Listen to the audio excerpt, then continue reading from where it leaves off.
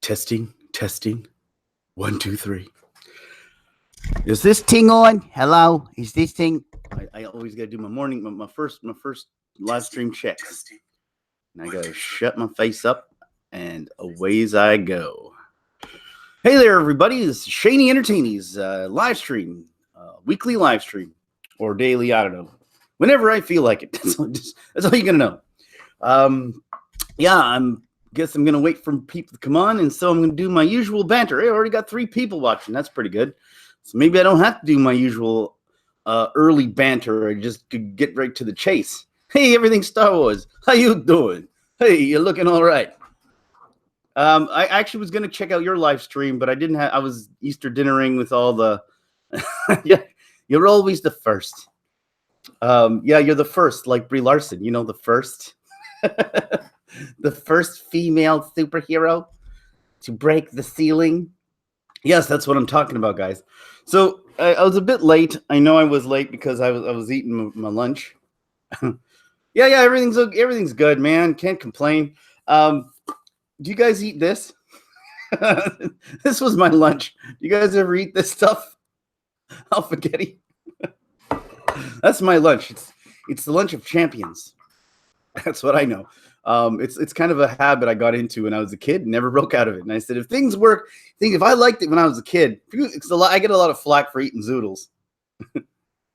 We'll get into that. Trust me, I got a whole spiel about that thing about Brie Larson. But I first want to talk about Alphagetti because I feel like Alphagetti gets too much flack. I think it's one of those things where people are like, oh, you still eat that? That's for kids. And I'm like, I liked it when I was a kid. Why can't I like it now? I don't understand. It's not like, I know it's not like, it's not like Popeye food where, like you just, you squeeze in and Alphagetti comes in my mouth and I just start getting strong powers and become like Captain Marvel. It does not, but it's pretty good. It does the trick. You don't know what this is? This is Heinz Alphagetti. You don't have that in the United States? Pasta with letters? It's like little spaghetti that's with letters. That's for kids usually, but I love eating it. And you could spell Captain Marvel with it. You eat, you read, and then you spell. Wow, you guys don't have that? It must be a Canadian thing. I don't know. I thought you got like zoodles or any of that. You don't have none of that stuff? Oh, well. It's just like little tiny pasta. Like yeah, it's like Chef Boyardee. It's the same thing, except for this one. This one is like, you can spell and learn. you can eat and learn at the same time. So it's advanced food for kids. But yeah, like I said, it's not Popeye food. Do you ever wonder though, even with Popeye used to squeeze, remember Popeye used to squeeze that can of, that takes some strength, first of all, to squeeze that can of what do you have, of spinach and then shoot it into his mouth. No, that's like already some shows that he was pretty strong to begin with. So there's a little bit of there's been an issue with that cartoon. I mean, how did he have the strength to squeeze that can, get it in his mouth? Number one. And number two, can you imagine if it was actually organic? It was just like in a can, so there's got to be all kinds of preservatives in there. So I mean, imagine the strength flowing through his body if he actually had organic spinach. For those people who don't know who Popeye is. Popeye was an old school cartoon where whenever he'd eat spinach, he'd get super strength. And just like Brie Larson, and Captain Marvel, he didn't have a learning curve. He went straight to being strong. But anyway, let's get into that because this is my the banter I do before my streams, just to wait for people to come on. So now that I'm now that Chef Boyardee, I remember Chef Boyardee, like that. Those were like that's when you're a kid. Those things were really fun. Yeah, everybody knows Popeye, but not everybody knows Chef Boyardee apparently, or Alphagetti. Yeah, it is. But anyway, so I wanted to get into this stuff with Brie Larson and these interviews because, okay, if you guys all know that by now you should know is that I'm conspiratorial by nature, and I always raise this eyebrow whenever I see things that seem a little bit too contrived, and things like this where all these interviews come out and they all seem to be sort of, really emphasizing the animosity between the crew. And then my eyebrow gets raised the more I see it, because I'm like, this doesn't seem right. Something seems artificial about all of this. And I'm not sure. It could be that they really don't like her. But do you not think that this is sort of, what's the word? This doesn't seem contrived. It doesn't seem sort of like another marketing gimmick by Disney. And I don't understand why they do it. So don't ask me why, because I don't understand why they do half the stuff they do. None of that makes any sense financially anyway. So to say, well, why would they do it? I don't know. But like a lot of these interviews, you've seen the one, if you guys don't know what I'm talking about, go check out, there's an ET interview where you have Brie Larson talking with Chris Helmsworth and Cheadle, the guy who plays War Machine. Yeah, well, Rotten Tomatoes would never approve. I don't know what the hell Rotten Tomatoes is. It's pretty rotten anyway. So I don't know. Again, there's another one that I'm not sure what they're about. But a lot of the stuff just doesn't seem to add up. And is like, why would Disney approve and let this stuff happen right before their big movie? It seems like somebody in their marketing people or somebody there would have said, could you guys please stop with this animosity? This isn't helping our film. Unless they want it. Like some of the stuff seemed pretty blatant. If you watch that interview with Chris Helmsworth, and he's like, he's purposefully trying to trigger her, and she's either, and this almost seems sort of rehearsed, but not at the same time, because it's like some of it seemed like it was playful, but some of it seemed like it wasn't. And especially Don Cheadle telling me, "Don't touch me," with under his breath when she does this, and then he's like, bitch, don't touch me. It's exactly what he kind of said in like, so it's just sort of made you think that something, I mean, why would there's a level of professionalism that you have to have when you're doing an interview. And some of this stuff really seemed sort of like as if there were, and even the interviewer was asking questions that seemed sort of to egg this on as well. Like, who's is the strong? I'm the strongest one. He's like, well, we'll let you, and then Chris Helmsworth, we'll let you think that. Right. He's like, right away. And even when he said to her about, Wonder Woman, he was like, well, my kids prefer Wonder Woman, and like, because she went on that whole spiel about how she, she's doing this as a cause for, for her feminist cause and all this crap. First, Robert Downey. Okay, everything Star Wars says. First, Robert Downey Jr. walked out of his interview with, and then Brie. How can they work together and beat Thanos if they can't get along? See, that's the thing. Don't you think that seems fake though? Like, who does that in an interview?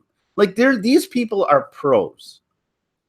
These people are supposed to be professional. They don't do stuff like that unless this is almost like, sort of like trying to mimic something that's going on in the film, or if it's some form of horrible advertising or gimmick that they're trying to portray. I don't know. It just seems fake to me. And that's the fact the press it's getting as well. And no one's coming out saying, no, all this is fake. No one's coming out against it. No one's saying that this is not true. I just feel like, is this something Disney wants to portray for whatever the hell reason they want? Because I don't, and if we want to ask why they do that, again, I have to say, why do they do anything? Why do they have Captain Marvel come out and shoot men in the face the first time she enters Earth? Why do they do half the stuff they do? Why does Star Wars alienate half their audience? I don't know. None of it makes any sense financially when you ask me about it. Why would they allow Brie Larson to mouth off in interviews before her movie? Especially knowing the backlash that it had originally, why would they continue this stuff? And if they know that there's animosity between the crew and the cast, why do they keep having interviews with these people and ask these almost inflammatory questions to like get to infuse this anger? I mean, even the Jeremy Renner interview was weird, where he's just like, sitting there and he's like all uncomfortable. And then she spouts off this rhetoric about being the first this and the first, and she doesn't show any appreciation or humbleness about being where she is. And then he just has to sort of remind her. And his interview at least was sort of,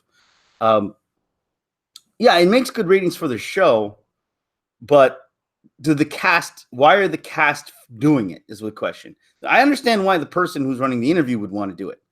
I'm wondering why the cast goes along with it. Why is the cast trying to either piss off Brie Larson on purpose? Because a lot of it seems too like they're ganging. Like, okay, she seems like she's definitely narcissistic, and she definitely has issues with narcissism. She definitely doesn't feel like she's like she's not there. And Jeremy Renner kind of said it the best, where he's like, I'm here to be an actor. I'm not here to like speak on politics or any of that. I'm just here to play my role. And I love to see the fans and the faces of the kids who watch my character on screen and watch the Avengers and how it unfolds. And she says stuff more like, I'm like here because I'm like, got to break new ground and break the ceiling for like women who like have never had superheroes before, and I'm like the first ever female superhero to ever don any like superpowers ever, and so just watch me because I, Brie Larson, am reigning in this new era of superherodom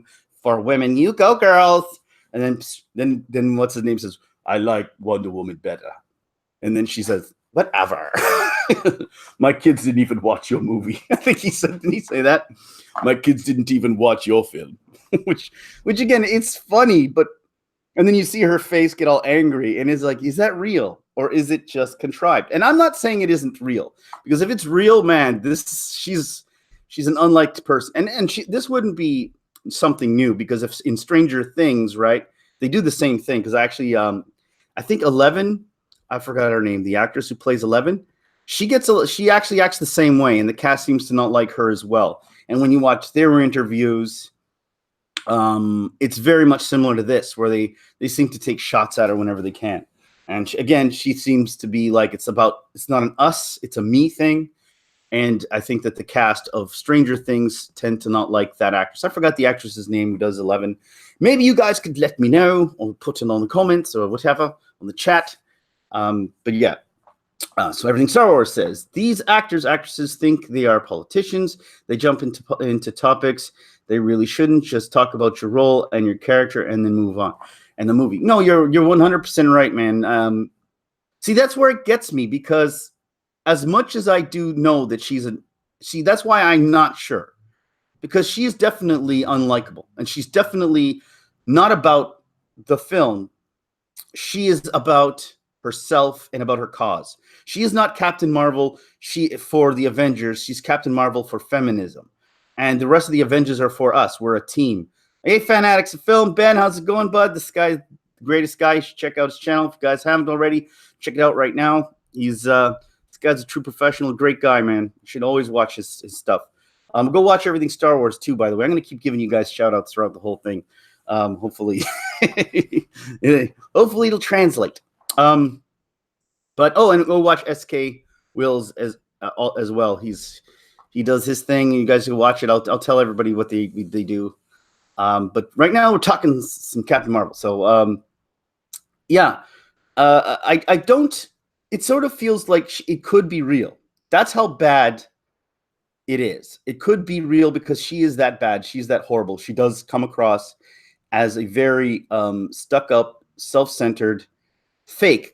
And here's the thing. I don't think her politics is real. When everyone talks about her politics, I don't buy it. I'm not buying it. She gives me a very sorry, Canadians, but I'm going to say it. She gives me a Justin Trudeau kind of feel and vibe. Like there's sort of like, I'm just using this SJW platform for her own personal glory and her own personal career, and she's actually not doing it because she cares about feminism or even the stuff she talks about. I mean, think about it. If she even gives like an iota about her platform and giving people chances, why did she not just say, why didn't her own movie that she directed, The Unicorn, whatever crap that was, why didn't she put an ethnic actress on top, like or a colored person, as the main one? Why did she put herself? She has a platform. She's got a voice. She's got all this clout now because of her white privilege, she says. Why doesn't she use that to help other people? But she isn't. It's for her own glorification. It's a platform for herself and her own grandstanding, and she's using the SJW platform to I think grow her career. I don't think she gives one rat's ass about any of that stuff. To be perfectly honest, I mean, I disagree with her on pretty much about everything. Everything Star Wars. You started you and your branches out to a crew. Now impressive, most impressive. What am I? Am I reading something incorrectly here? Everything Star Wars. You started just you and your branches, and then you branch out to a crew. Now impressive, most impressive. This must be some quote. I'm misreading this all wrong. Sorry, bud. Please correct me on what I'm supposed to be reading, because I'm not getting it. Maybe whatever he wrote, I can't seem to get it. But you understand what I'm saying? Am I the only one to get this feeling that this is Disney's marketing machine going at it and trying to divide? Not divide. I don't even know if they're trying to divide, but if they're trying to create controversy, maybe to get they know they're going to get millions and millions of hardcore MCU fans in the seats no matter what. But is this to get the casual people who don't care involved? Is this for that reason? I don't know. And again, it could be real. But some of his stuff sounds just weird. And it's hard because her face pretty bad. Her face expression is kind of hard to fake too. I meant Ben. His videos were just him. Now he has branched out with a whole bunch of people in his videos. Reminds me of Geeks and Gamers. Well, Ben is the type of guy that brings people together. He's caring, and he's great at pulling people in and making people feel like we belong in a group. And he's a great. I even told him many times that Ben is a great. He's great with what do you call it? As an interviewer, he'd be great at doing his own talk show. He should have his own talk show, YouTube talk show. But that, yeah. So, S.K. Wells, I think the interviews are just fluff, not purely scripted, but not purely real. Yeah, I think. See, that's the thing. I don't think it's scripted either. I'm just saying that, but I do think that there's definitely an element of sort of trying to play on the whole anti, like the cast. I think they're well aware that that we don't think the cast likes her. And I think there's some sort of interloping sort of thing that they're doing to play on our, like to play on the media, to get the hype up to those who probably aren't big MCU fans. It's just something to talk about, a talking point for the film. I think Everything Star Wars says, I think Brie has big issues. She needs to promote the movie, not her agenda. See, I don't see her promoting her agenda. See, this is the difference. I don't think she promotes her agenda. I think she promotes herself, using the agenda as the tool. You understand what I'm saying? She talks about, it's always I, me. I have this thing that people have a condition. It's called I, me, mine. Have you ever heard of that condition? It's I, me, mine. It's everything is me, I. It's not we did this. I'm part of this. We're part of this. We're coming together. We're this. We're that. It's I, me, mine. This is me. I'm doing this. I'm representing this. I'm the harbinger of this. I'm bringing this together. I'm breaking the roof. She acts like she's doing it herself. Like there weren't writers. There weren't someone out there who wrote Captain Marvel before she came in. She acts like she's the one who's bringing all of this to the forefront. She doesn't make any mention of Captain, because if it was about the agenda, then she would have no problem with Alita. She would have no problem with talking about Wonder Woman.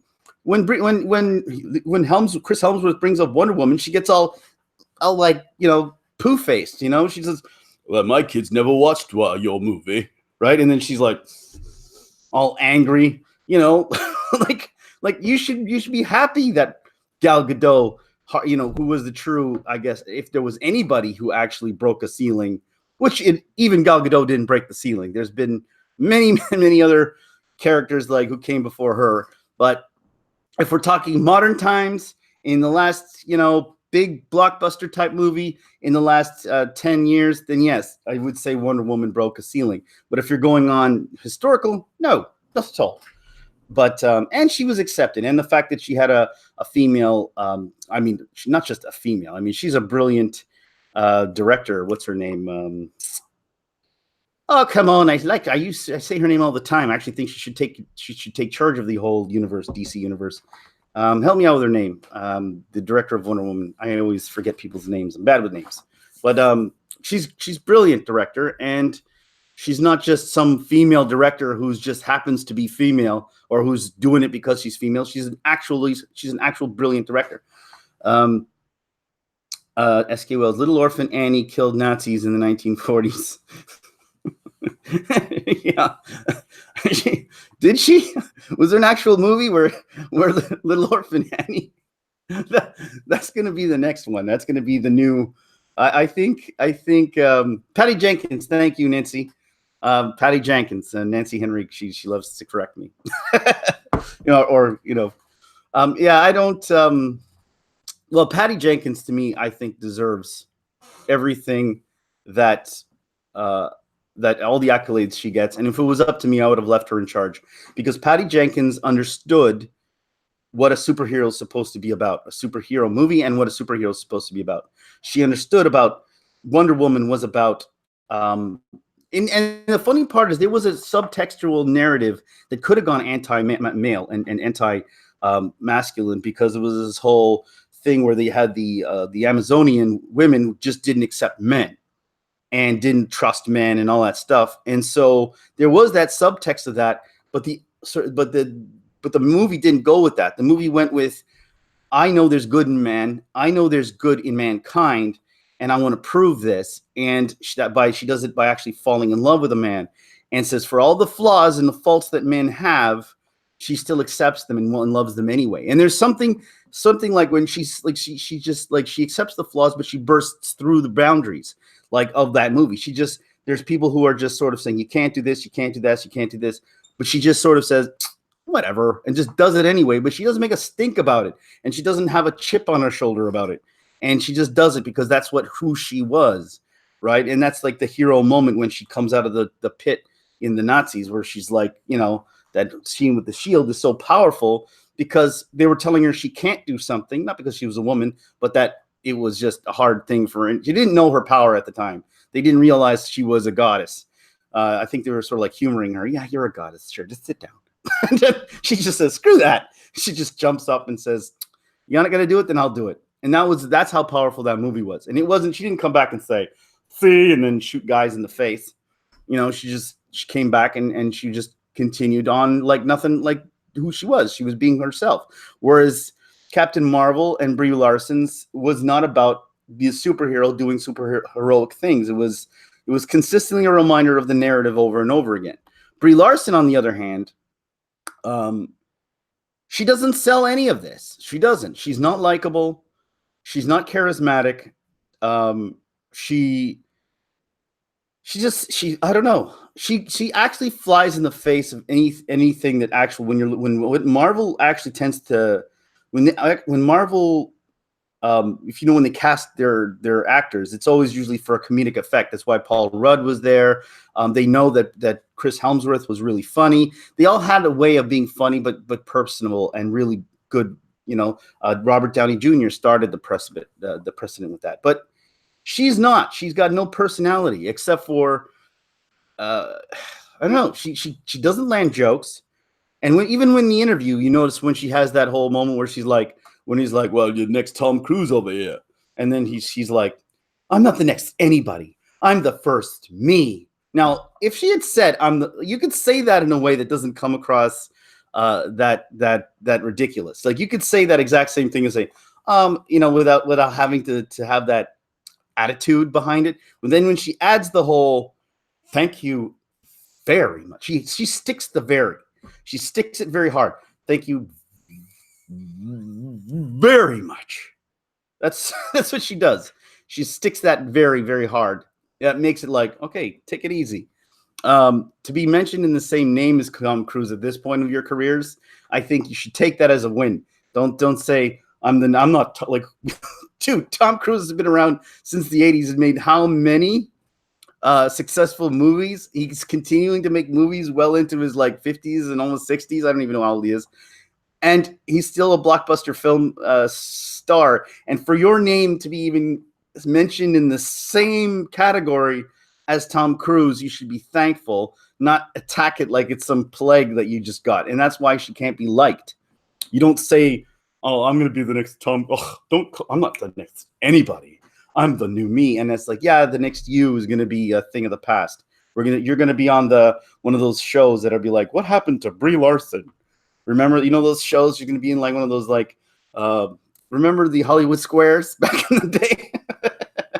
She's going to be on that version where she's like judging singing competitions and she's just going to do that. Whatever happened to Brie Larson?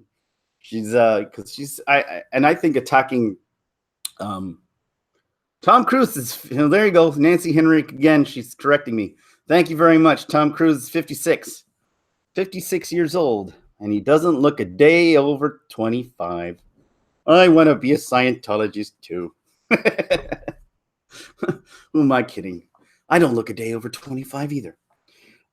Fanatics of Film says she hates him because he's a white male. She hates who, by the way? Hates Chris Hemsworth? Hates Thor?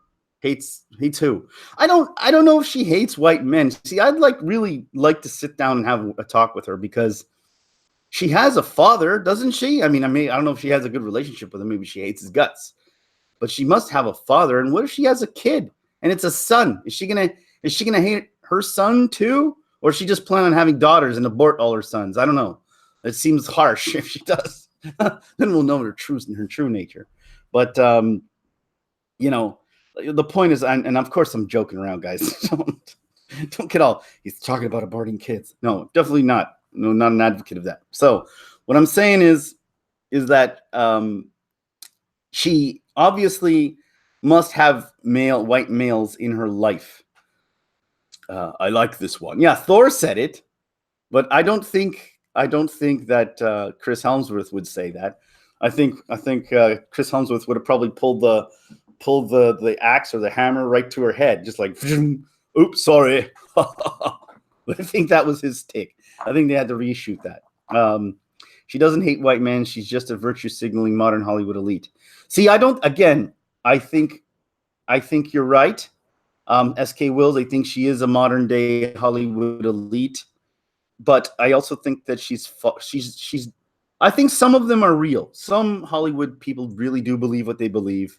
And I'm not saying she doesn't, to some degree, believe what she believes. But I don't think that her first priority is feminism. I think her first, or for women or the female cause. I think she's entangled in that cult mentality that is the feminist cause, or this type of feminism, this fourth wave feminism. I think she's part of this cult that is the Hollywood virtual signaling SJW. And I think she likes being part of this sort of cult mentality. But I don't think that she herself would. I don't think she would throw her own career under the bus if it meant, you know what I'm saying? If she was asked the choice, if you could make women, if you could put all your agendas that you believe, put it forth and have it, and have everything you like, your wish come true, and the magic genie comes out of the bottle and says, "You ain't never had a friend like me," but boom, boom, boom, diddly-doo, and then says, does that song and dance, and then she says, "What would you wish for?" And gives her two wishes. One, you could wish for your career to be the #1 actress and surpass Tom Cruise, or would you like pull whatever you think feminism is and pull women out of the mire and into like what you think has to happen for women to be taken seriously, and all that stuff, all the SJW stuff that's going on. If you were to make equality for all mankind and everything wonderful in the world, the great place, what would you choose? And I don't believe she would choose the one with the mankind and women equality and all that stuff. I think she'd choose her career. That's what I'm saying. And I think the genie would just say, like, all right, it's your face. And then, and then Prince Brie, oh, it is he, Brie of Captain Marvel. I don't know. But she definitely wouldn't, in my opinion, wouldn't choose. She wouldn't choose. She would choose her career, and I don't think that's what I think she is. She's a career person, and that's what she's about. And I think she needs to be called on. And I think if there is hate between the cast, it's because of that. I think that they see her for who she really is behind the scenes. Nothing but a talking piece, but I think she's a narcissistic person who just believes in her own in like she's not appreciative of where she is. You could see she definitely has some form of privilege, so to speak, in her life, and I think that the privilege she has, and she doesn't feel like she's not grateful for her privilege, even though she says I'm grateful, but she's not grateful for it. She doesn't.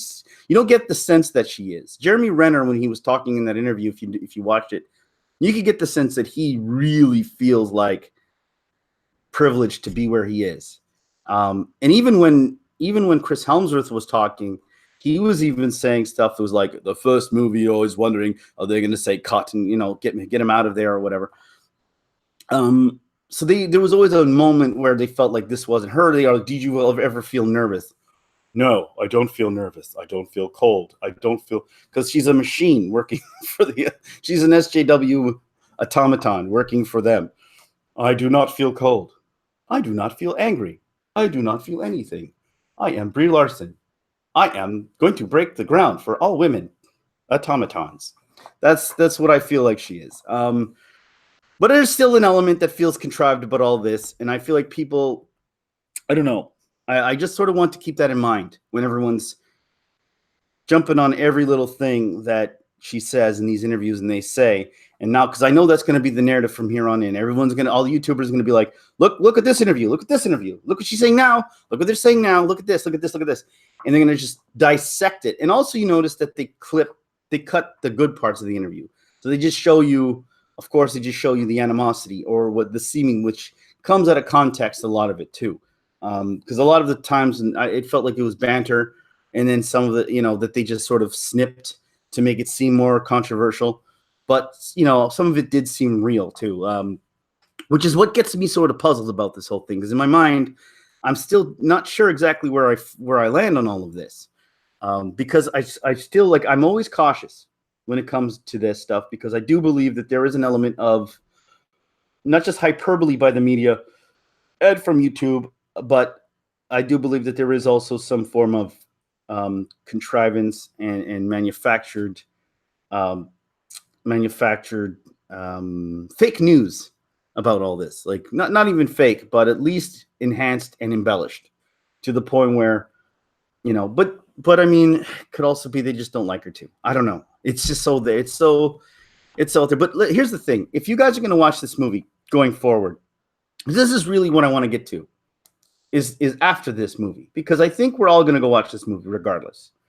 And this whole narrative, because I've heard this being talked about in the interviews, is she's going to take the mantle. Remember, even when I think it was Don Cheadle that told her, you're going to take the mantle, or you're going to take the torch. The torch is being passed, and then he just says, "Don't drop it or don't mess it up."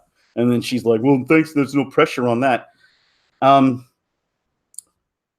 that seemed legit. That does seem legit that he would be like, "Just don't drop it." But I think she's already sort of fumbling, and I think she's already juggling it. The torch as she's running, he's just like being tossed in the air, and it's soon going to land on her lap, and then light her on fire. I do think there is that.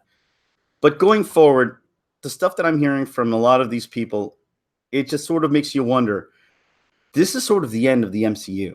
I don't think that it'll survive past this point. I think it's going to be a slow decrease, but I do think that each movie after EndGame is going to go down.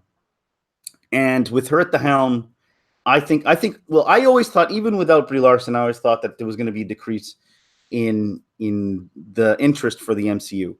But now that Brie Larson is going to be in charge of it, and she's the new Captain America, because that's what I think she's going to be, the new Captain America. I think that she will. Hey, frontman 242, how you doing? Good to see you here.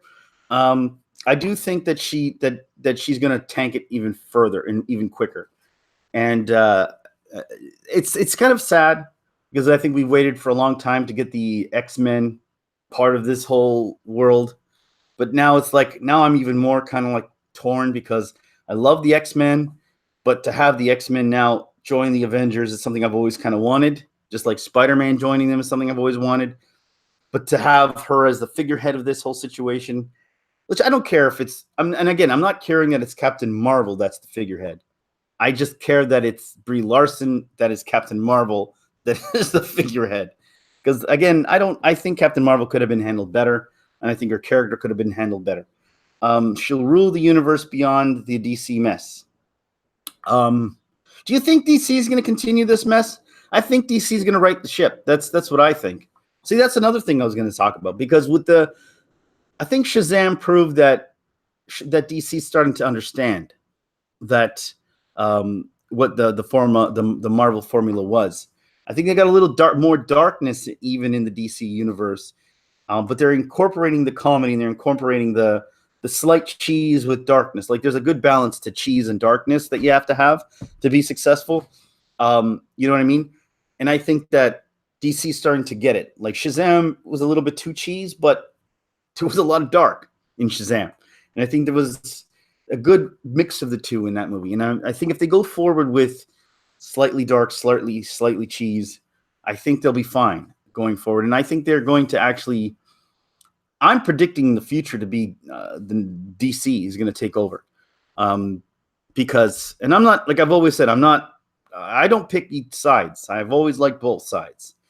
I've always liked both superhero universes. I've never been one that when I was a kid, I would turn on the Amazing Spider-Man and his Amazing Friends, and then I'd go watch the Super Friends at the same time. I was never like, oh, I'm not watching this, or I'm prefer either one. Superman and Spider-Man were equal in my books. I loved them both for different reasons. Batman, I loved. Batman the Animated Series is my favorite of all time. Cartoon and actually version of Batman, period. Like I've always said, I would love for them to just pluck the animated series right out of the movie screen, right out of the television screen, and put it on the big screen in real.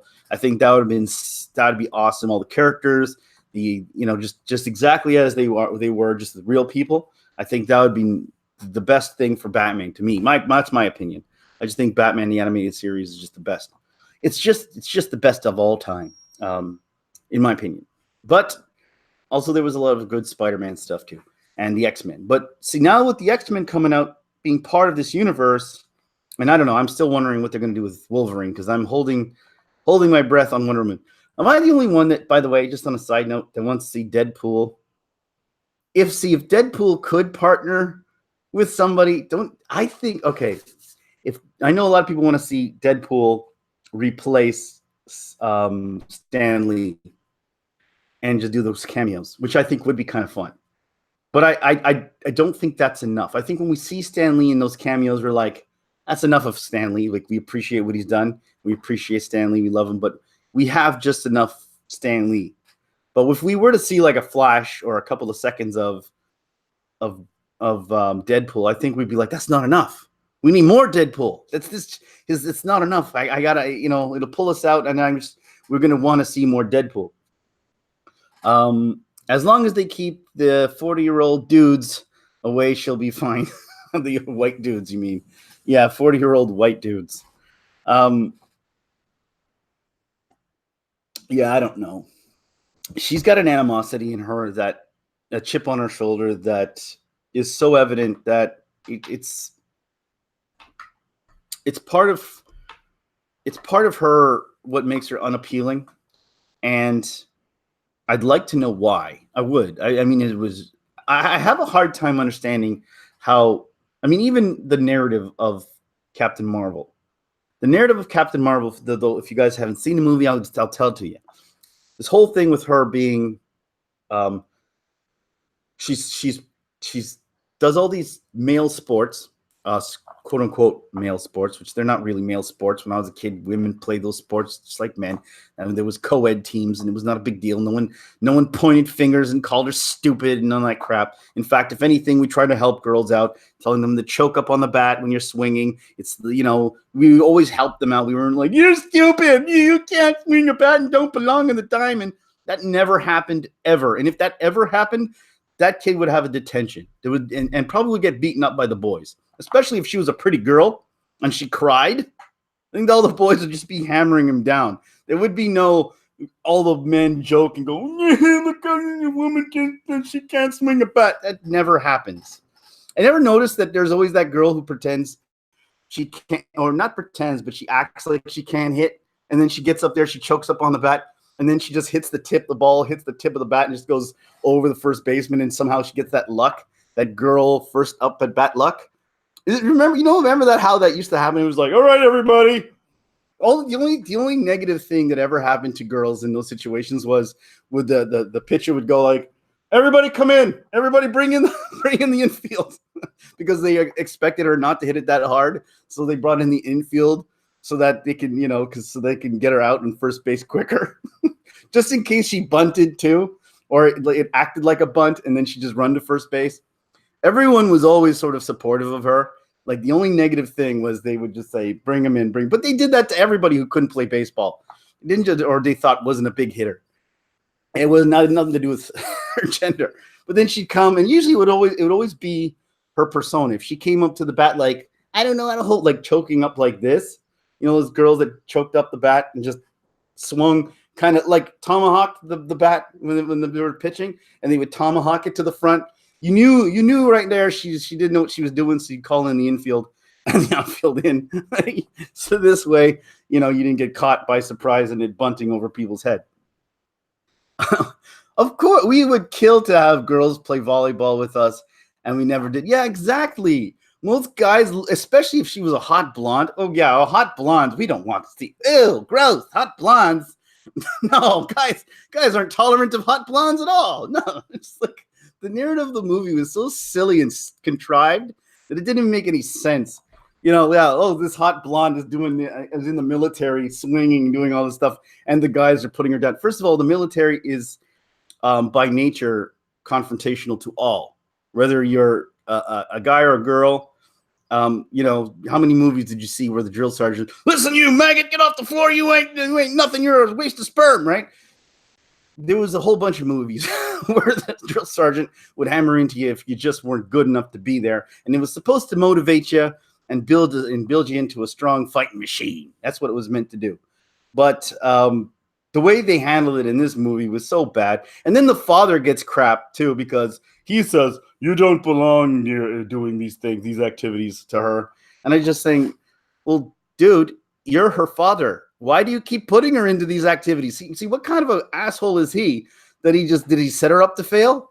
Does he like, and then he goes to watch her too. Cause like how many fathers would get up in the weekend to go take their kid to sports, watch them play, and then shit on them after they screwed up. And that's probably happens to a lot of guys, boys especially, when you have like your fathers who are like these hardcore sports fathers that would be like, you're not doing good enough, son, you got to try harder, blah blah blah. I mean, my father was that to a degree. So they always had that element of guys, men, boys toxic masculine men trying to use that as a tactic to motivate your kids. But the way they made it sound as though he was hating on it, it doesn't make sense, because why would a father put their kid in all these sports, go watch them their entire game instead of hanging out at the bar with their friends? She goes and watches her, and then she hates his guts. Why do you hate him so much? He put you in sports. He was there watching you. Why would he even say half the stuff he said? And then there's a picture of her eating ice cream with a smile on her face. And then when she actually does come back and gets her memory back, she never even once asks, where's my family? Where's my father? She doesn't care. She's, it was just a bunch of nonsense. Again, making her not believable, and none of the rhetoric actually believable. But that's a whole tangent that I went on. You're a wussy, try harder, son. Yeah. Well, my father wasn't like this. See, my father was the type that would say he wouldn't put me down, but in sports, like I remember that game. I played hockey when I was a kid, ice hockey, and I remember one of the best games. We had these tournaments that we'd go and play against other teams. In other provinces and stuff.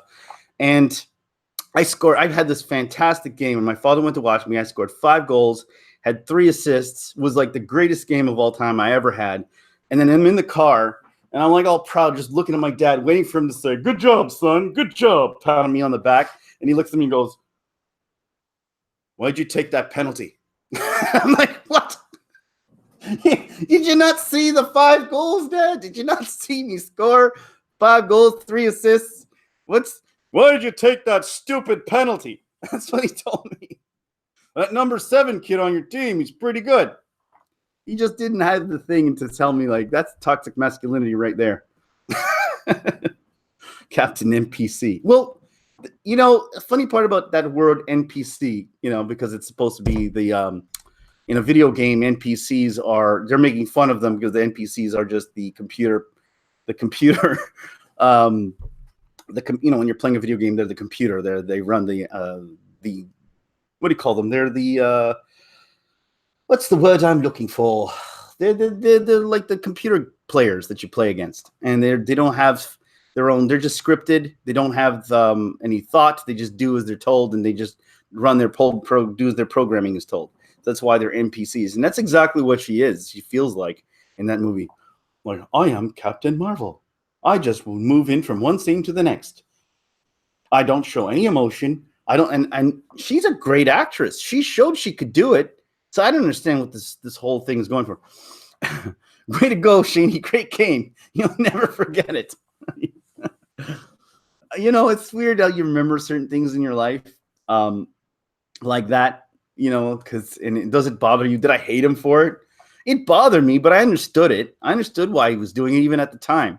My father's father never did that to him. My father's father was the same way. It was always telling him it didn't matter how good or whatever he played in the band. He would always criticize his playing. It's just the way men are. It's that Red sort of mentality from 70s show. Remember that? How he was always like hard on Eric Foreman, just because that's the way they were raised. They were raised to, build character, build your men strong, keep humble, And I feel like Brie Larson's father told her the opposite. She must have told her, like, you're great at everything all the time. I don't know. Maybe I'm wrong. Maybe she took it hard. I don't know.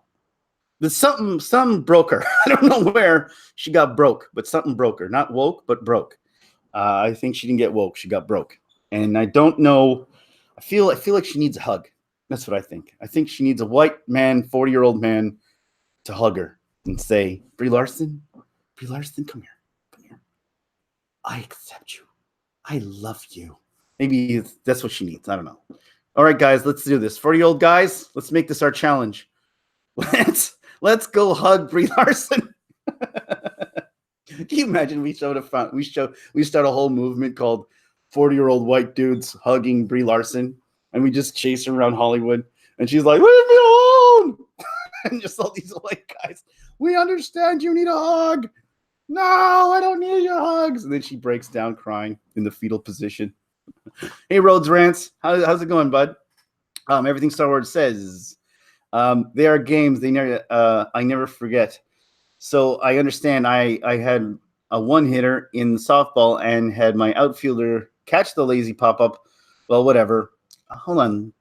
There are games I never forgot, so I understand. I had a one-hitter in softball, a one-hitter. I read that wrong. I thought you meant you only had one hit. I'm like, but a one-hitter is impressive, dude.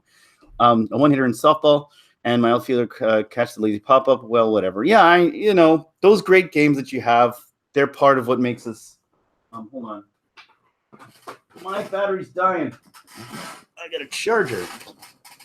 I got a charger up. Yeah. These little things make us when we're kids. They do make us slowly, like, especially sports, because it's funny how like, that's the one thing I do understand, that sports and the way you're treated in sports sometimes does build your character growing up, which is funny how people don't realize that, but it does. I mean, me, I always have, and it doesn't have to be, you don't have to be a kid. Sorry, you don't have to be a woman to feel dejected in sports or anything. You could be a guy like me. I was great at sports, but when you looked at me, I was always the small little kid.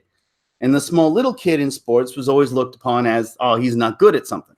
And right away, I was always picked, never last, but I was always picked near the bottom if people didn't know me. But then I always proved them wrong. but I never shat about it. I never complained. I never pouted. I never said, "Oh, you guys are picking me again." I knew why they were doing it because I probably would have done the same thing if I was them. And I was the leader and I wanted my team to win. I would look at the weak ones and pick them last. It's unfortunate, but that's how it was. But you have to prove you're not the weak one so that the next time you're not going to. But I never said next time you're never going to prove. You don't act that arrogant way. You don't go, "Oh, you're picking me last because I'm little. I'll prove to you." With your mouth, you prove with your skill. And the next time you make it seem as though, "Oh shit, I should have picked that guy first."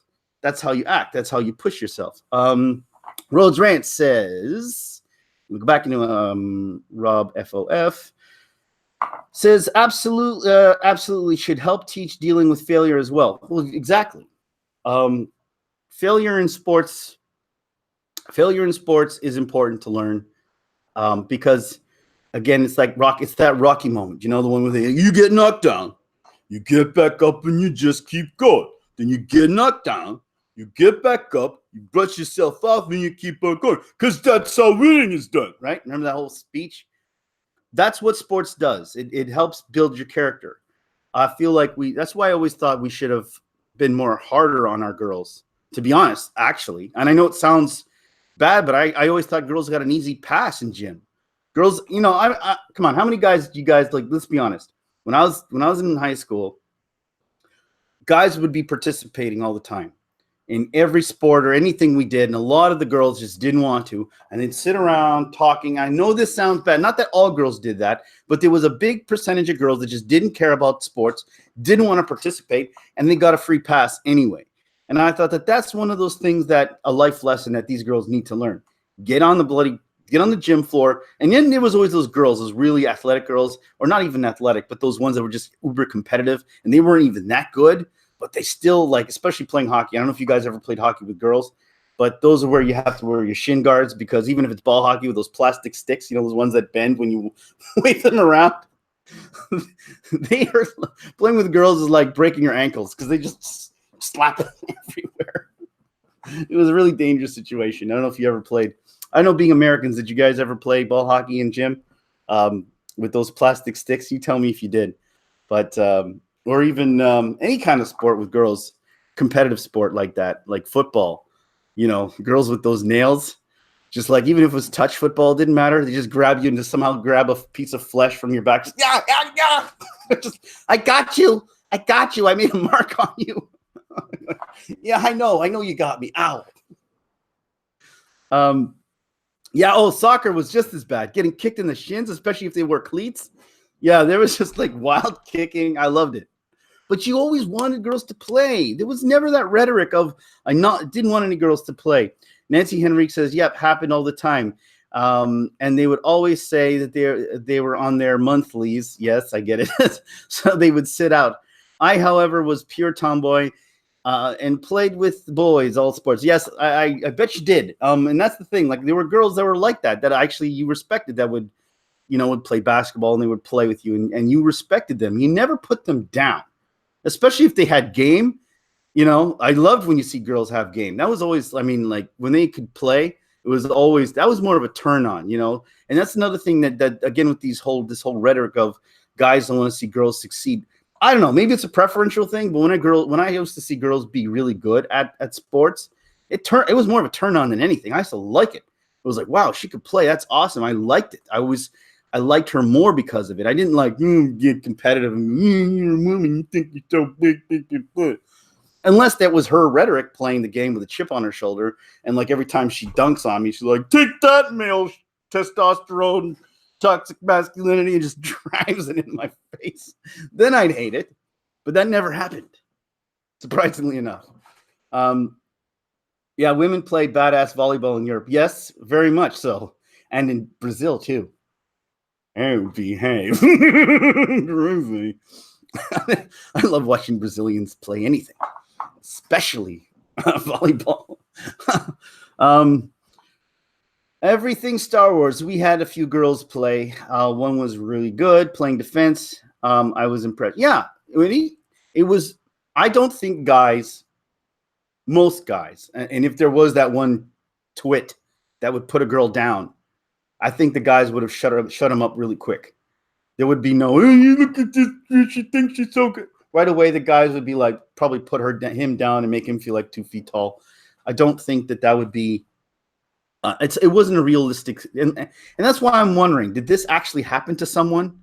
Like, I know that Brie Larson didn't write the movie, so whoever wrote this, I know those it was a girl and a guy. I forgot their names. I don't really care to know who their names are. So even if you in the comments put the names of the director, I just don't care. Of the directors of Captain Marvel. It just seemed like, again, very contrived. I don't care. Let's just what could we say that women go through? Yeah, this seems right. I mean, this seems like someone who has no experience what it's like to be a person, let alone a woman, in a situation like that, and writing these things, and therefore the execution of her end game and her coming, not end game the movie, but her end game in Captain Marvel, or her last sequence, or her, like, I guess, story arc, never felt well. It didn't felt flushed out. It never felt like it did anything, because I never related to her. I never related to her. She was always, so she never really felt like if she cried. No, she never cried. She never felt like she was ever down. She never gave the impression that it mattered to her. She never gave the impression that anything matters to her. The whole movie long, nothing matters to her. You have your memories back. Oh, that's great. Wonderful. Oh, look, I have new powers. Wonderful. Like, there's never a moment like where she just feels anything, which is weird. I know it's weird because Brie Larson, I know, can act. She's done it before, and that's just so weird that she I don't know, was it the directing or was it her? But it doesn't matter, because we were already prejudging her face to begin with, because nobody likes her anyway, and so that didn't help her cause. But I don't know, guys. I'm just going forward to EndGame. I really, really hope that this doesn't ruin it. Did you see Captain Marvel Shaney? I did, but I didn't pay for it, so we'll just leave it at that. I'll leave it at that. I was doing some cheeky buggery. Because I was curious, but I didn't want to give them money. So let's just leave it at that. How is it, honestly? I didn't see it. Oh, do you want to know my honest opinion? My honest opinion of Captain Marvel was it had moments where you thought it could be a decent movie, and had moments where you thought there were some really good, interesting twists and interesting plot devices.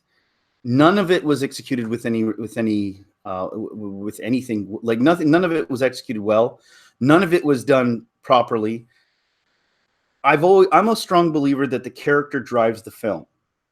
And if the character is unlikable, unwatchable, then then the rest of the film falls apart.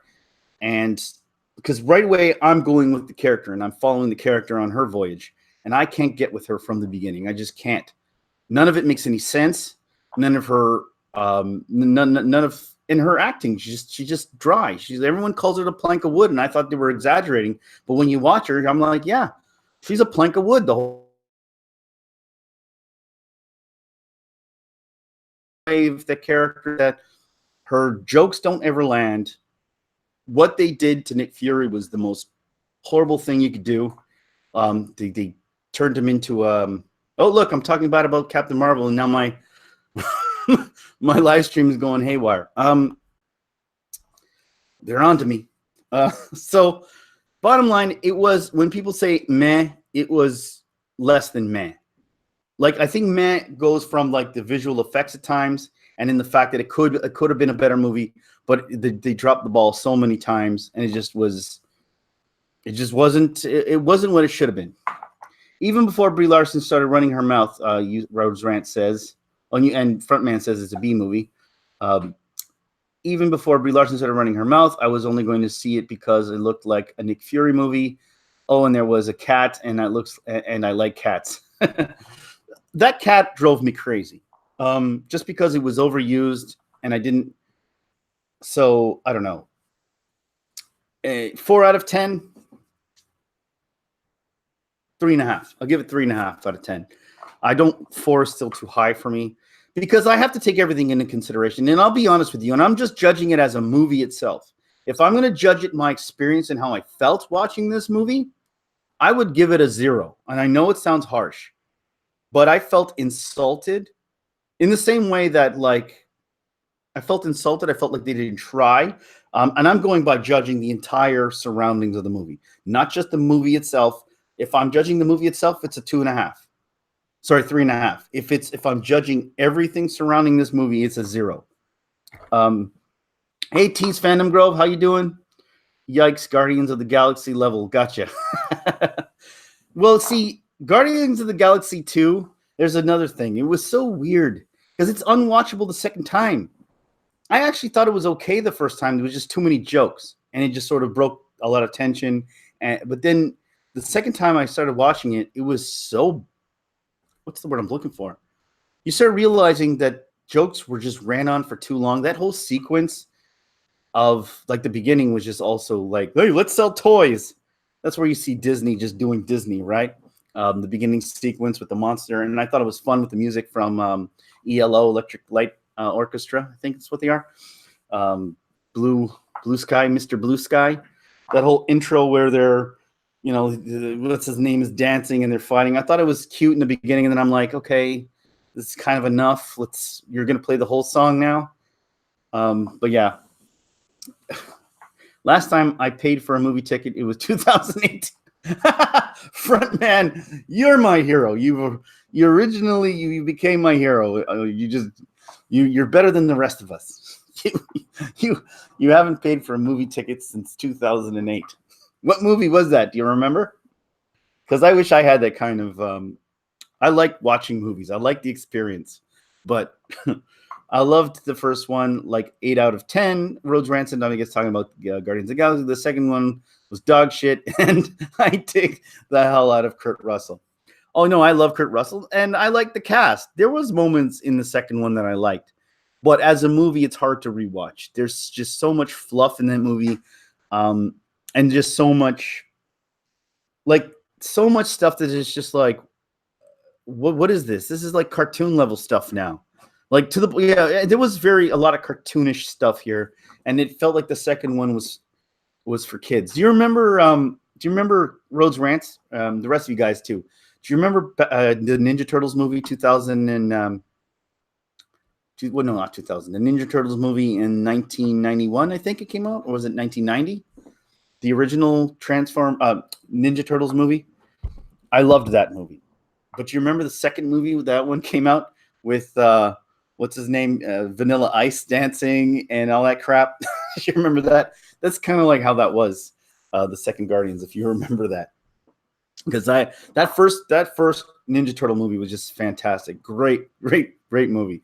But the second one, which was, I think when I was a kid, I liked it because, you know, you're watching Vanilla Ice and you're watching all these dancing and all that crap. And as ninja rap, ninja rap, go, ninja, go. That was that movie. And when I was a kid, I thought it was okay. But when you start getting older, watching that movie, you're like, ooh, yeah, I don't know how I liked this. This was horrible. Them using sausages, remember, and they even, because the parents thought it was too violent, so they took the weapons away from them in the second movie, so they were just fighting with whatever they had. It was just bad. Loved it. Ninja Rap, the whole new life. People didn't even realize it.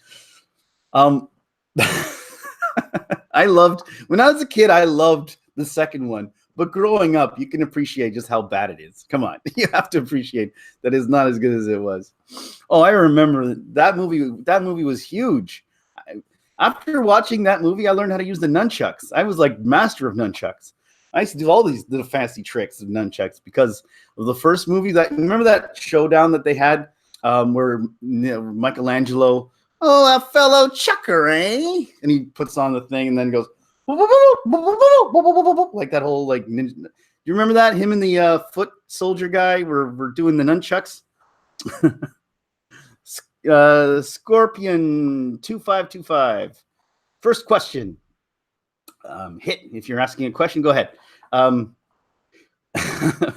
You saw Vanilla Ice in concert? No, I don't want to laugh at you, but that's funny. I wouldn't. I know. And he was huge. People loved Vanilla Ice.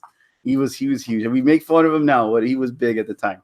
Shaney raps. The only thing I can rap is gifts, and not even that very well. TMNT are cool. Yeah, well, I love Teenage Mutant Ninja Turtles. Why do they hate Brie Larson? Why does who hate Brie Larson? Oh, you mean the Avengers? So Scorpion 252 wants to bring this conversation back to where it's originated from, and I commend you for that. So, why do they hate Brie Larson? I don't know that they do. I mean, if they do, if everyone is true, if what they're saying is true in the media, and that there is some animosity between them and Brie Larson, the only thing that I can think of is, like I said, you know how Stranger Things, the cast seems to not like 11. I don't know if you know that. There's the same thing that's going on with them in the interviews, where she's a sort of a scene hog. Anytime they ask a question to one of the other actors, she always breaks them. She always comes in and says, and answers the questions for them. Like, she doesn't let anyone else talk. Brie Larson, I think maybe not in that way, but has that same effect, where she's taking the narrative away from it being a fun movie for kids to watch, a superhero film, and a film about the Avengers and about defeating Thanos, and she's turning it into a film about feminism, and it's more about feminism. It's more about her rhetoric than it is about what it's about. And Jeremy Renner, his interview seemed the most real. The interview with Jeremy Renner was sitting there trying to be very polite, quiet. You can see his face turning away. And then when she says, she goes on to spiel about it, like, breaking the ceiling and all whatever crap she talks about. He just says, I don't know about any of that. All I'm, is I'm an actor and I'm here to do, like, he's almost like being nice to her. You know what I'm saying? Like, he's almost trying to show her how she should be acting and not being mean to her the way the others were kind of picking on her. He was sort of like, I'm going to let her do her thing, and then I'm going to show her, how she should be acting, which is sort of mansplaining. I guess she would call it mansplaining, but he's sort of like, but not doing it like, but sneakily doing it, right? And where she just says, I think it's more about the, I'm not an advocate for anything. I'm just an actor, and I'm just happy to be here. And I'm paraphrasing, by the way, but his whole thing was just like, I'm here, and what I love is to see the kids, to see the faces of the kids when they go watch the characters that they love on screen, and I know was part of it. And that's what that's why I'm here to be.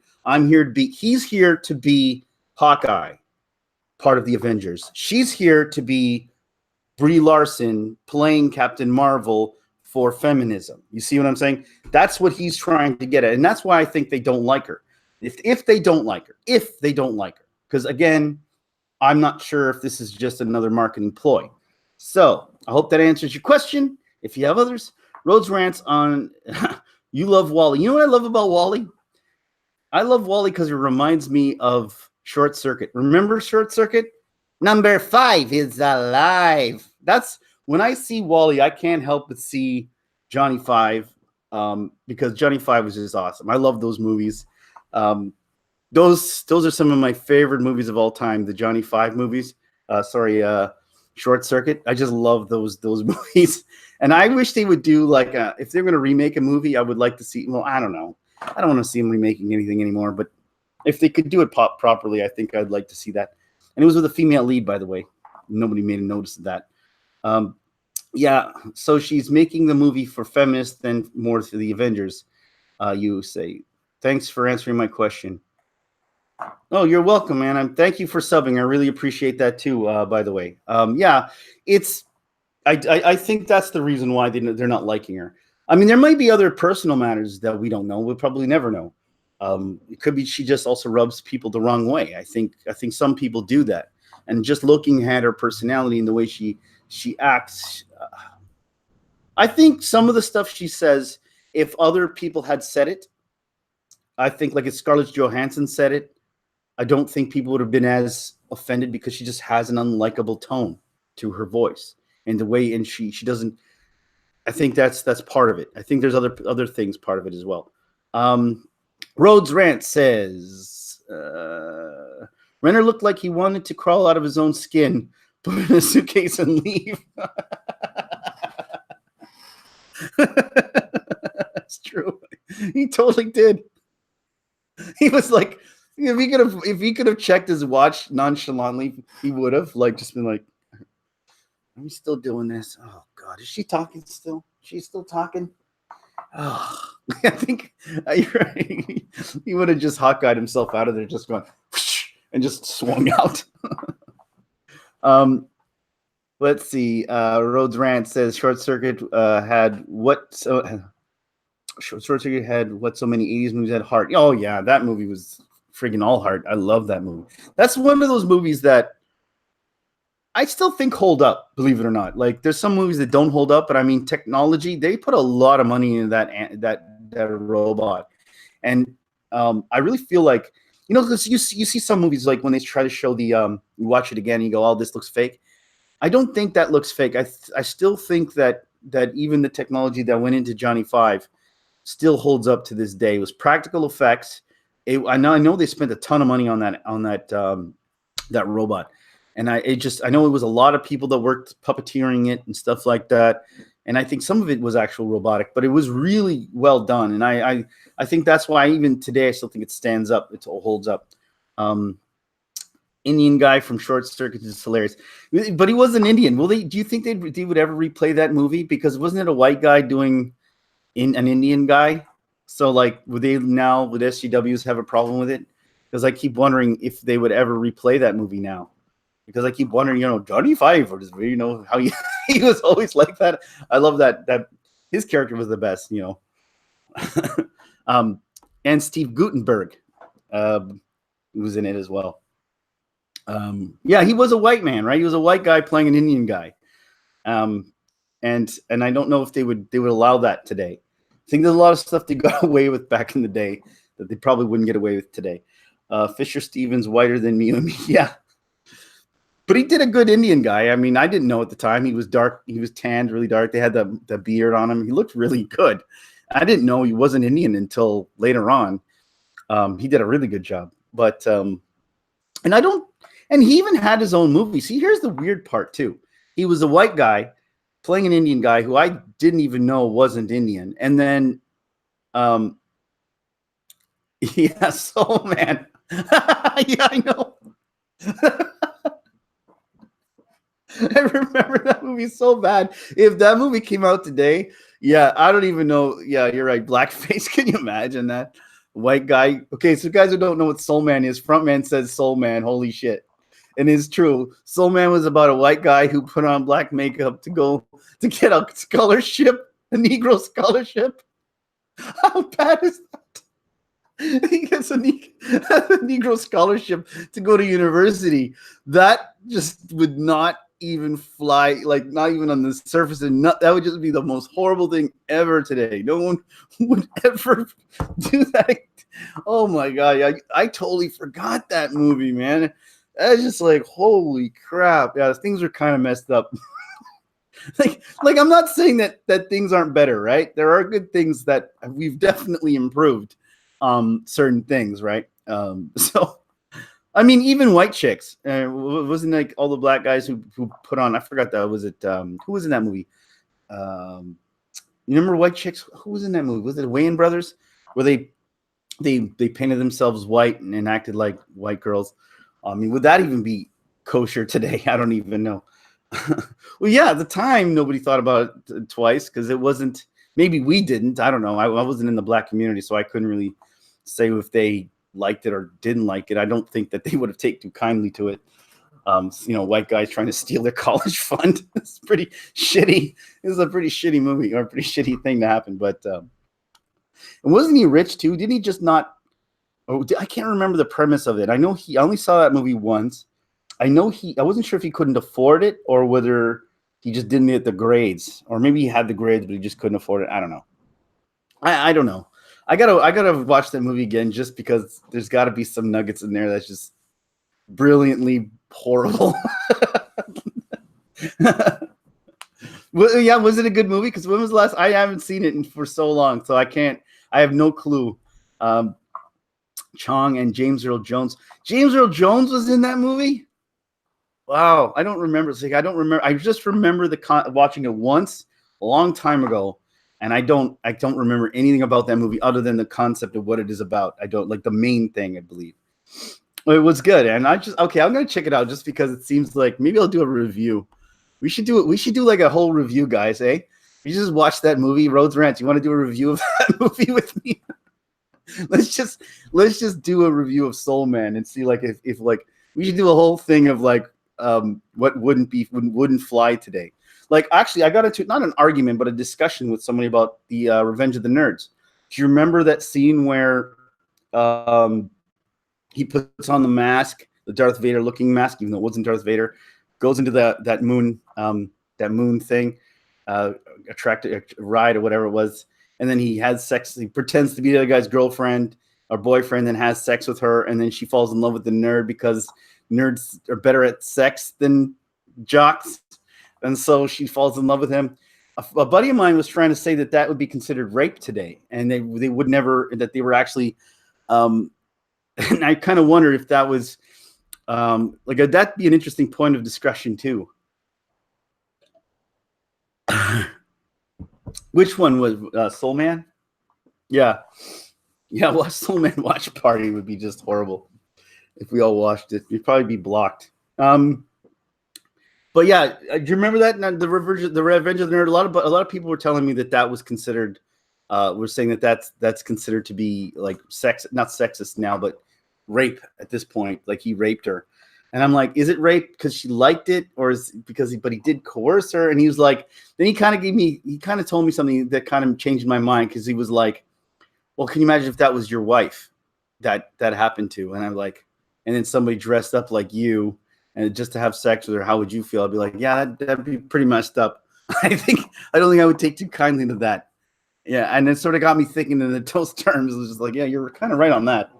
I think I would be pretty pissed off if that happened.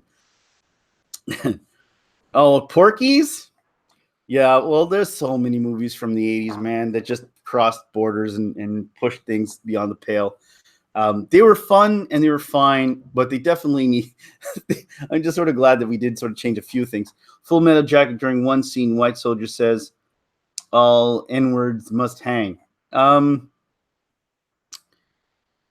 But what was the context of that scene? I don't remember the context of that scene, because if it's that kind of movie where you're trying to portray a certain type of personality, then it works for the film. But if it's just like just a regular saying that everybody said all throughout the whole movie, then it doesn't fly. But if it works with like the context of the character, where the character is saying it, and it's supposed to be like he's a racist character, and then it's different. That would only fly now in Quentin Tarantino directed. Yeah, Quentin Tarantino could do anything, get a pass. You're right about that. But he's got street cred.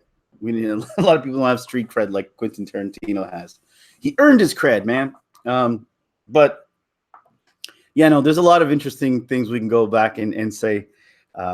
Would they be allowed to fly? I don't think that the character playing Short Circuit, the actor playing, I don't think that we became talking about anti-SJWs to becoming full SJW conversation here. You just see the irony in this conversation. Adam Baldwin, you said, there's just so much, like, I don't think that, like, that Indian guy, the white guy playing the Indian guy, I think wouldn't ever be done today. But at the time, I don't know if there was that many Indian actors in Hollywood, so I don't know. I don't know enough about it to even say. Because you also see the thing is, you also want a good actor to play. You don't just want to pick anybody just because. So I think there is that sort of balance, and I think today there's probably way more great Indian actors that you could pick from than maybe back in the 80s. I don't know. I don't know if there was that many.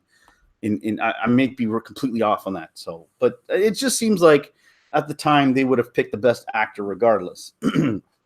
and probably have to go to Bollywood to get a couple of actors and bring them in from Bollywood, which I think they do now, actually. That would only fly in, yeah, okay, so. Yeah, but back to where we were talking about with the Avengers, because I want to bring things sort of back to where we started from. I really hope that. Oh, by the way, if you guys are interested in a funny Indian movie that is a great a great Indian movie that is a superhero movie, go watch The Flying Jet. I love that movie. Yes, I'm into some. I love all kinds of movies. By the way, I watch Korean movies. I watch Indian movies. I watch all kinds. I just don't care where it's from. I love movies. So go watch Flying Jet. That is a hilarious comedy about a superhero movie. It's really funny. It's on Netflix. I think you could find it there. So if you have watched it, you go watch that one. Some Wolverine water. Hebrew Hammer. Is that an actual movie? But yeah, I feel like the Avengers are after this. See, I am getting weary about it because the reason for why they're trying to, if they're trying to make this animosity or like there might be some animosity in there, but if they're trying to sort of blow it up so that it's worse than it is or embellish it, it's kind of concerning to me. Because I want to go into this movie not. I kind of want to go into this movie not being tainted by any of this. Like, you guys must feel me. Like, I don't want any of this Brie Larson crap. I just want to go into like this movie. I just want to go in with blinders on. Let me watch this movie. I don't want to, none of this stuff, this politics stuff. I just want to watch this movie. I want to enjoy it. And I don't want to have any of this tainting my enjoyment of it. And I feel like this crap, this stuff that people are not like that even I'm talking about, but all this other peripheral stuff that I really think Hollywood needs to stop doing, or that Disney needs to put an end to. They need to really rein this crap in because I just want to enjoy this damn film, man. I don't want to be watching this movie going, oh boy, Brie Larson better not do this. Oh, like where if she touches that hammer, I'll freak out. I just want to go in and watch this movie. I don't want to have any kind of political nonsense in my head swaying me from not liking a scene or distracting me from liking another scene and not liking a scene that she's in. I just kind of want to watch this and like this movie because there's just so much build up to this that I just want to enjoy it for what it is. And I really hope that people, not us, it's not our fault. I'm talking about the bloody Avengers themselves. Just shut up for the rest of the remaining of the week so we can watch this damn movie without being swayed in any way. Pootie Tang. Oh, yes. Pootie Tang's a great movie, by the way. Frontman's naming all these funny superhero movies. A Jewish superhero flick. Is it? Can I find that on... there's another one. Wasn't there one on Netflix, too, where it was like a Spanish superhero it was a Spanish superhero. I forgot what it was called. I just recently watched that, but I love these. I love the take of superhero films from the foreign superheroes. I remember Strong Girl Monsoon. That was a good show. But the first female superhero was Strong Girl Monsoon. She puts Captain Marvel to shame. Go watch that one. Strong Girl Monsoon. And that one I think is on Netflix. There's a bunch. There's a bunch of really funny ones that you could go watch. But anyway, guys, it's getting late, so I'm gonna start doing my cooking and my other stuff. I got another video, guys, that I posted today. Ben actually convinced me to do it, so I'm gonna give him all the credit. Fanatics Film. He said go because I got some stuff that I did when I was starting YouTube years ago that just got lost. Yeah, Super Lopez. Sorry, Nancy, you've been great today, just making my brain fill out the gaps. Super Lopez. That's another really funny superhero movie. Go check that one out. Hebrew Hammer versus Hitler. That just seems funny. Yeah, okay. You just sold me on that one, front man. I'm gonna go watch that. But go check out because I just posted up. Basically, it's old Sheeny bits that I did.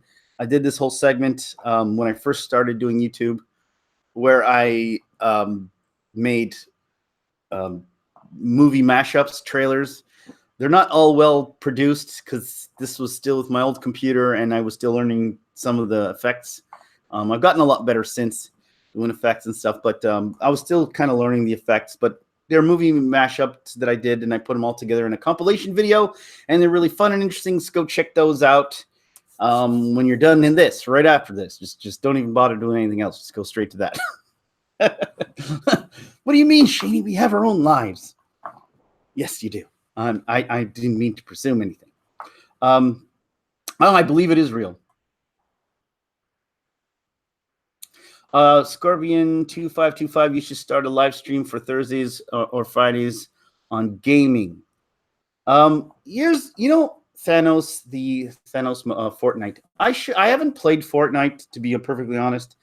I should start. It's one of those things that I keep saying I'm going to do, but I haven't done. I don't know if you guys are into VR, but I bought the PlayStation VR, and I've been nothing but VRing. I'm just addicted to VR. Virtual reality gaming, I'm just been so addicted to that. I know I can't even see video games the same way anymore. Just I don't know if you ever have you and I was thinking about doing some VR stuff on the game on that thing because I just really love VR. And there's a mode I was going to do for those people of the Star Wars fans out there. There's actually YouTube has a YouTube VR mode, and you can there's really cool video that when you put on the VR headset, you can see in 360, obviously, and you're in Jabba's palace, and it's like a walkthrough through Jabba's palace in virtual reality. I was gonna do a video about that, just to see what it would be like to be inside Jabba's palace. There's a bunch of stuff online, so I was thinking about doing. I'm about doing a gaming channel about virtual reality. I love virtual reality. It's sort of my secret hidden passion that I've been just because I bought Spider-Man game and I just can't get through it. And I love Spider-Man games. I'm so addicted to VR now that all I do is just watch. Every time I want to play another game, I'm just like, but it's not VR. And I even wear the helmet playing the other games now because if you don't have the VR system, when you actually put on the VR headset, it actually gives you a theater mode that makes it look like you're in a movie theater. And I love playing video games, even just regular games on that theater mode, just because you like playing video games in a movie theater, just what it feels like. So yeah, I'm going to try. I'm not sure exactly how to do that, but I'm going to live stream about video games would be cool. I also want to talk about anime. If you guys are interested in anime, I love anime. So we could talk about that as well. But Thursdays, what time do you guys prefer, by the way? Do you like this time? Sorry, not this time specifically, but do you like 3 o'clock start time, 3:30 start time? I'm trying to figure out what time works for you guys, because that's another one. Let me know in the comments if you guys watch this. What time works for you? I've got 8 people watching now, and it's been hovering around 8 and 7. So I figured this is a decent time, because I also don't want to compete with bigger channels when I put it later on. And you got Doomcock doing his thing, and Geeks and Gamers doing their thing, SC Reviews doing their thing, and then little old Shaney Entertaining's got 2 people on. And this is just me and my wife, which is fine. I have fun either way, but it's just I like this time slot, so you guys can let me know if this works long term. So Thursdays and Fridays, I will probably do. I'm gonna try to do more different things, but we'll see. We'll see how it goes. Anyway, guys, so I'm going to head out and I'm going to start cooking some food, and this one will not be alphagetti, guys. Because if you guys missed this whole discussion. this discussion of alphagetti, because this is like Canadian version of soup of Chef Boyardee, Heinz alphagetti. This is like I get crap on. This is my my lunch. It's pasta in a can where you spell out words. So that's gonna be my dinner. Anyway, guys, so I'll talk to you guys later. Thank you guys for participating in this, and don't forget to subscribe to everybody's channels here. Let me go list through here again, so people with channels have been here. Go check out Rhodes Rants. Go check out and subscribe to his channel. He's really good. He's actually really knowledgeable. That guy blows my mind with all the stuff that, like all the Star Wars knowledge he has. and just normal knowledge in movies. It's really good. He's right on top of things too. Go check out Fanatics of Film, and who else? Death by Saber. Check him out. He's really good. And also everything Star Wars. Go check him out as well. All right, guys. Thank you guys for watching. Oh, Space Cop. Is that Space Cop? Is that Frontman says go please check out Space Cop? Is that the one from Red Letter Media? Is that movie? What is Space Cop? I think that's from Red Letter Media, isn't it? That's their movie. Please let me know if that's their movie. I believe that's what it is. So yeah, I'm gonna head out and talk to you guys probably in a couple of days. I don't think doing them every day is healthy. It's too much. My face gets too red, so I'll do them in a bit. All right. So I'll talk to you guys later and see you for now. Yeah, I will check out Space Cop. Where do I see it? I can stream it. I don't even know. I don't even know where to watch it. But leave it in the comments after. So I really got to get going. So, all right, guys. See you guys, and I'll talk to you soon.